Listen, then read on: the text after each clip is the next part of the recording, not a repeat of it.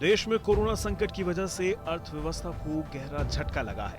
भारत आमतौर पर काफी चीजों को दूसरे देशों से आयात करता है, लेकिन कोरोना संकट के बाद भारत को मैन्युफैक्चरिंग हब बनाने में सरकार जोर शोर से जुट गई है। पिछले दिनों खुद प्रधानमंत्री नरेंद्र मोदी ने कहा कि कोरोना ने देश को आत्मनिर्भर बना दिया है। इसके बाद अब वित्त राज्य मंत्री अनुराग ठाकुर का कहना है कि सरकार कोविड-19 के प्रकोप के बाद भारत को अगला मैन्युफैक्चरिंग हब बनाना चाहती है। दरअसल कोरोना की वजह से पूरी दुनिया में आर्थिक गतिविधियां भी थम गई हैं, लेकिन इस बीच भारत निवेश के लिए एक बेहतर विकल्प बन सकता है। बड़े अर्थशास्त्रियों का भी मानना है कि भारत के पास बड़ा मौका है जिसे भुनाना चाहिए।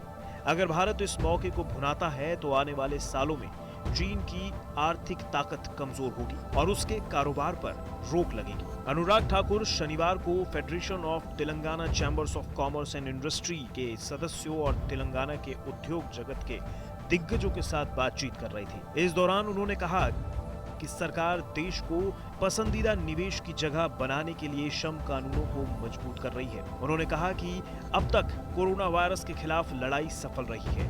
दुनिया भर की कंपनियों को अपनी व्यापार नीति से आकर्षित करने के लिए देश तैयार है।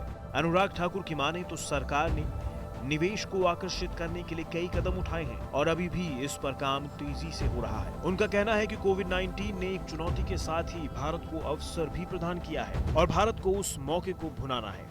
इससे पहले नीति आयोग के पूर्व उपाध्यक्ष अरविंद पनगड़िया ने भी कहा था कि भारत को कोरोना संकट का फायदा उठाते हुए चीन से बाहर निकलने वाली कंपनियों को अपने यहाँ आकर्षित करना चाहिए, उन्हें भरोसे में लेना चाहिए। वहीं एक खबर के मुताबिक कोरोना वायरस के कारण चीन में विदेशी कंपनियों को काफी दिक्कतों का सामना करना पड़ रहा है।